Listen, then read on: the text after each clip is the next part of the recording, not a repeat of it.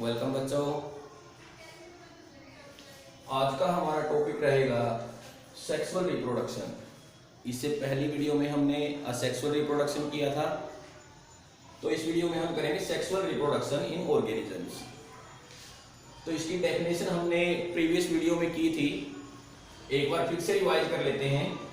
जो sexual reproduction है इसकी हमने तीन बेसिक बातें बताई थी कि इसमें male and female gametes present होते हैं,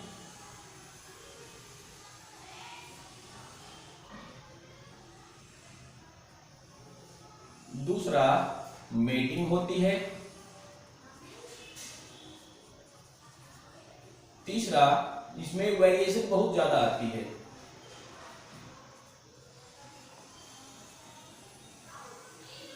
ठीक है, तो ये सेक्सुअल रिप्रोडक्शन के बारे में कुछ बेसिक नॉलेज है। उसके बाद जो सेक्सुअल रिप्रोडक्शन करने वाले ऑर्गेनिज्म हैं उनका जो लाइफ स्पैन है, शुरू वाले लेक्चर में हमने लाइफ स्पैन के बारे में पढ़ा था कि ऐसा टाइम पीरियड किसी भी ऑर्गेनिज्म के नॉर्मल बर्थ से लेकर के डेथ तक का जो टाइम है उसको हम लाइफ स्पैन बोलते हैं। जो सेक्सुअली रिप्रोड्यूसिंग ऑर्गेनिज्म है उनका जो लाइफ स्पैन है उनको तीन पार्ट में डिवाइड किया जाता है। नॉर्मली जो लाइफ स्पैन है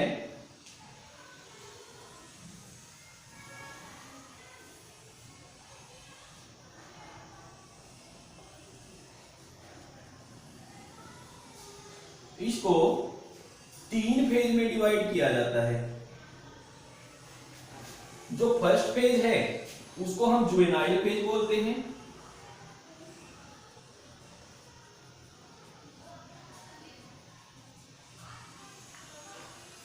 जो सेकेंड फेज है उसको रिप्रोडक्शन फेज या रिप्रोडक्टिव फेज बोलते हैं,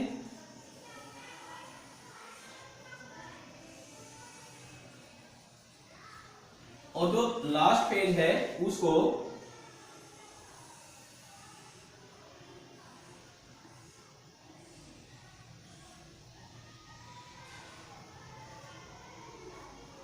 सेंसेंस फेज बोलते हैं। सेंसेंस फेज या फिर इसको एजिंग भी बोलते हैं, एजिंग।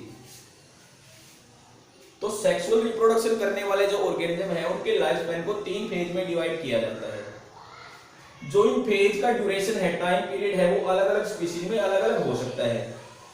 किसी में जुवेनाइल फेज बहुत लंबा हो सकता है, किसी में रिप्रोडक्टिव फेज बहुत लंबा हो सकता है, या फिर किसी में सेंसेंस फेज है वो काफी लंबा हो सकता है, या फिर किसी भी स्पीशीज में जुवेनाइल फेज है वो काफी कम इंटरवल का हो सकता है, या फिर रिप्रोडक्टिव फेज है वो बिल्कुल छोटे से टाइम इंटरवल का हो सकता है, या फिर सेंसेंस फेज है वो बिल्कुल छोटे से ड्यूरेशन का हो सकता है।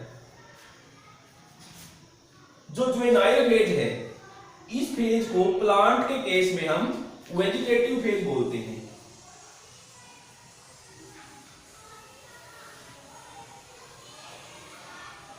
एनिमल के केस में जुवेनाइल फेज और प्लांट के केस में वेजिटेटिव फेज बोलेंगे इसको। ठीक है, उसके बाद जितने भी सेक्सुअली रिप्रोड्यूसिंग करने वाले ऑर्गेनिजम्स है उनके अंदर हमें या तो ओस्ट्रस साइकिल देखने को मिलेगा या फिर मेंस्ट्रुअल साइकिल देखने को मिलेगा। तो बात कर लेते हैं ओस्ट्रस साइकिल क्या होता है।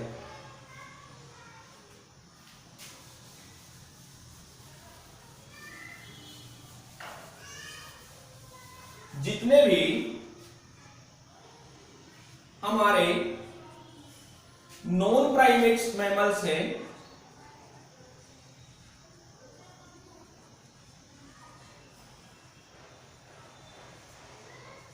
नॉन प्राइमेट मैमल्स, उनके अंदर कुछ साइक्लिकल चेंज आते हैं रिप्रोडक्टिव फेज के दौरान। नॉन प्राइमेट मैमल्स में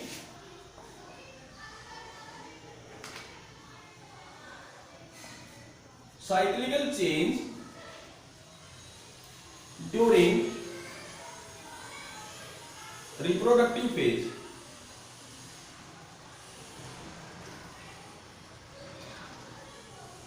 उसी को बोलते हैं ओस्ट्रच साइकिल। इसके जो एग्जाम्पल्स हैं जैसे काऊ हो गया, रैट हो गया,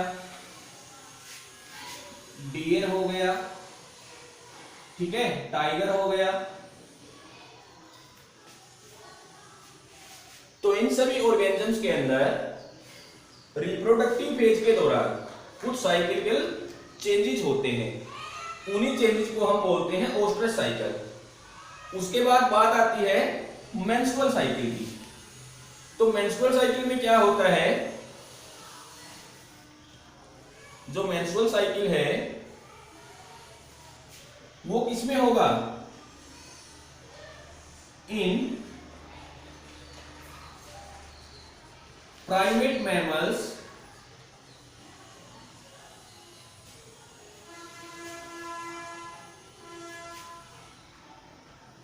cyclical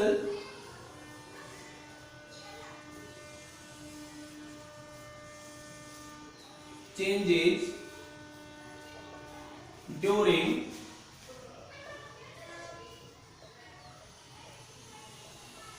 reproductive phase।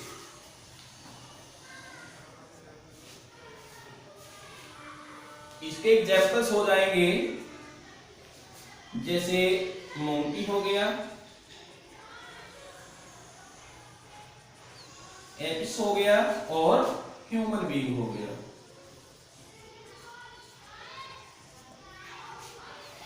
तो इनके अंदर हमें मेंस्ट्रुअल साइकिल देखने को मिलता है।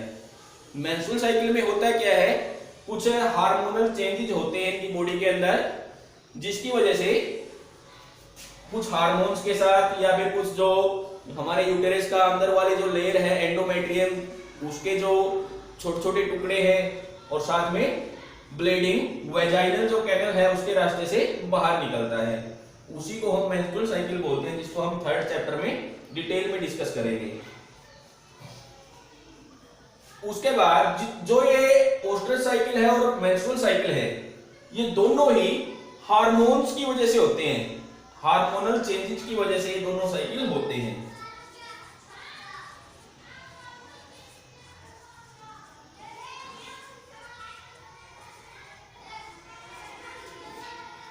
ऑर्गेनिज्म की बॉडी के अंदर हार्मोनल जब चेंजेस होते हैं तो उन्हीं की वजह से ओस्ट्रस साइकिल और मेंस्ट्रुअल साइकिल होते हैं।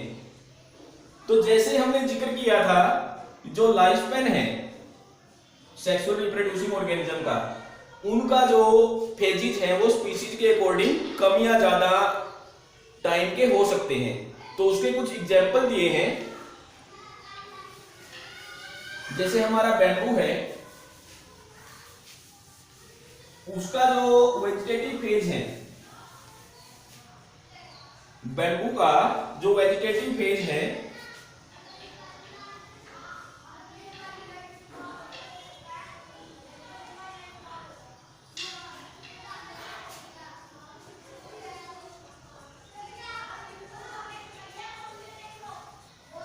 इज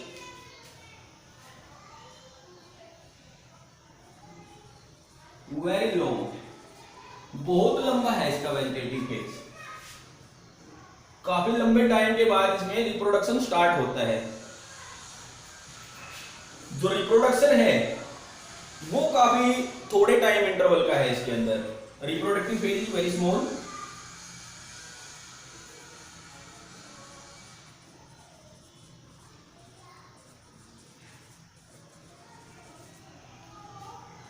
तो ये ऑलमोस्ट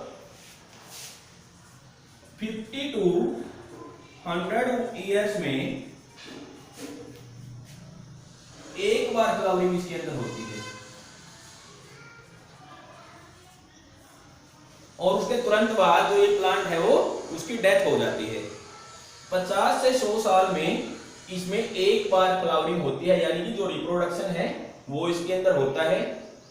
इसको अपना जो रिप्रोडक्टिव फेज है वहां तक पहुंचने के लिए 50 से 100 साल का टाइम लग जाता है। तो इसका मतलब जो इसका वेजिटेटिव फेज है वो काफी लंबा है। जो रिप्रोडक्टिव फेज है वो एक बार फ्लावरिंग होने के बाद वहीं पे उसका खत्म हो जाता है और उस प्लांट की भी डेथ हो जाती है। तो जो रिप्रोडक्टिव फेज है वो काफी छोटा होगा इसका। इसी प्रकार एक प्लांट और है स्ट्रोबिलैंथस कुंथियाना।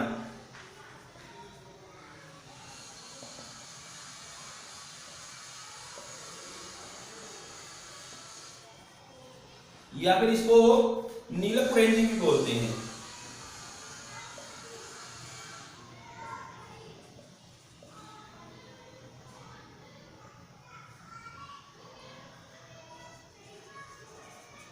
नीलकुरेंजी ये भी एक प्लांट है, काफी अच्छे अच्छे फ्लावर्स लगते हैं इसमें।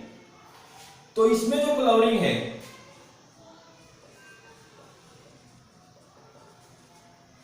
वो 12 ईयर्स में होती है। 12 साल में एक बार इसमें फ्लावरिंग होती है। ठीक है, तो ये कुछ एग्जांपल्स थे पेपर में, इनमें से एक क्वेश्चन दोनों में से पूछ लिया जाता है हर बार कि वे जो स्ट्रोबिलेंथस पुंकियाना है उसमें फ्लावरिंग कितने टाइम के बाद होगी, जो बैम्बू है उसमें फ्लावरिंग कितने टाइम के बाद होगी। उसके बाद हम बात करते हैं जो सेक्सुअल रिप्रोड्यूसिंग ऑर्गेनिज्म है उनके अंदर क्या क्या इवेंट्स होते हैं, यानी कि सेक्सुअल रिप्रोडक्शन के अंदर कौन कौन से इवेंट्स होते हैं।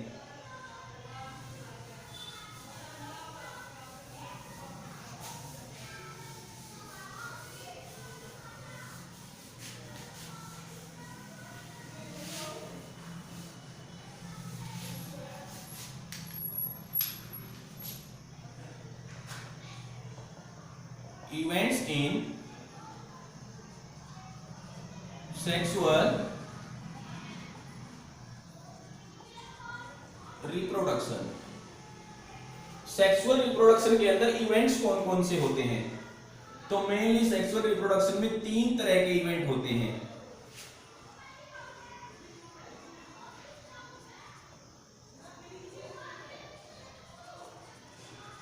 परीफर्टिलाइजेशन इवेंट्स, कि वे फर्टिलाइजेशन होने से पहले क्या क्या चेंज आएंगे बॉडी के अंदर, उसके बाद फर्टिलाइजेशन होगा,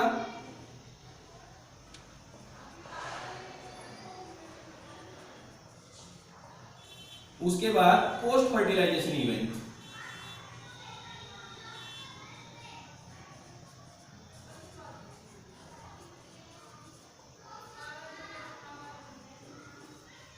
ठीक है, तीनों को हम डिटेल में डिस्कस करेंगे। जो प्री फर्टिलाइजेशन इवेंट्स है उसमें हमें 2 इवेंट्स देखने को मिलते हैं। फर्टिलाइजेशन होने से पहले 2 इवेंट हमें देखने को मिलते हैं। एक तो मेल के अंदर मेल गैमेट्स बनेंगे, फीमेल के अंदर फीमेल गैमेट्स बनेंगे। दूसरा, फर्टिलाइजेशन करने के लिए उन गैमेट्स को आपस में फ्यूज करवाना पड़ेगा, यानी कि ट्रांसफर करना पड़ेगा। मेल गैमेट्स को फीमेल गैमेट्स के पास भेजना पड़ेगा। तो ये 2 तरह के इवेंट हो गए। एक तो हो गया गैमेटोजेनेसिस,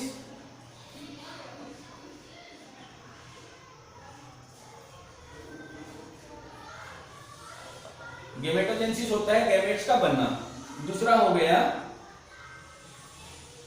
गैमेट ट्रांसफर, और गैमेट्स को ट्रांसफर करना।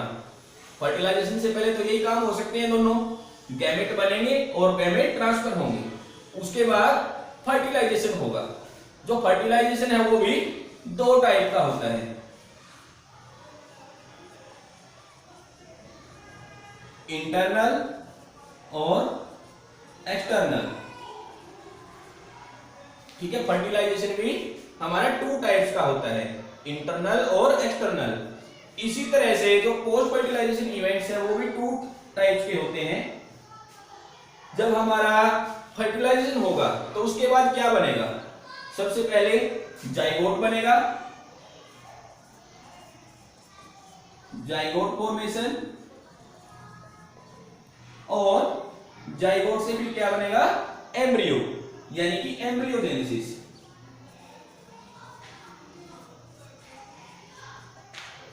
ठीक है, इन सभी इवेंट्स को हम डिटेल में डिस्कस करेंगे। तो सबसे पहले गैमेटोजेनेसिस देख लेते हैं क्या होता है। गैमेटोजेनेसिस यानी कि प्री फर्टिलाइजेशन इवेंट्स हम कर रहे हैं।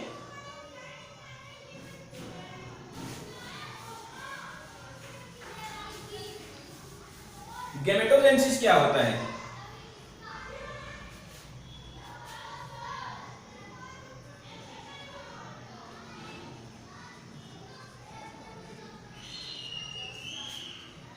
It is a process या फिर biological process in which male and female gametes are formed। तो इस प्रोसेस को हम बोलते हैं गैमेटोजेनेसिस। यहीं से दो एक टर्म और निकल के आती है कि जो गैमेट्स हैं वो कितने टाइप के होते हैं। तो गैमेट है जो बेसिकली 2 टाइप्स के होते हैं। मेल और फीमेल गैमेट्स की हम बात कर रहे हैं। एक होता है होमोगैमेट्स,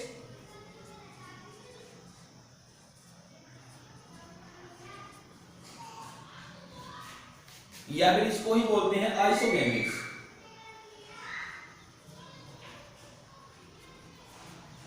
और दूसरा होता है हेटेरोगैमेट्स।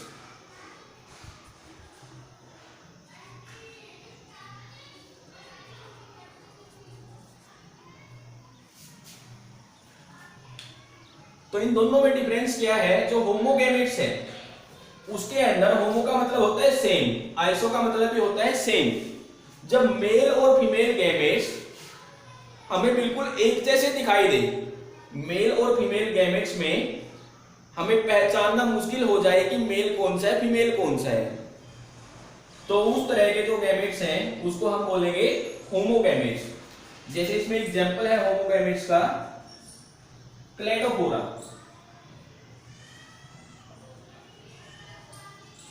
एक एल्गी है, इसके अंदर जो गैमेट्स होते हैं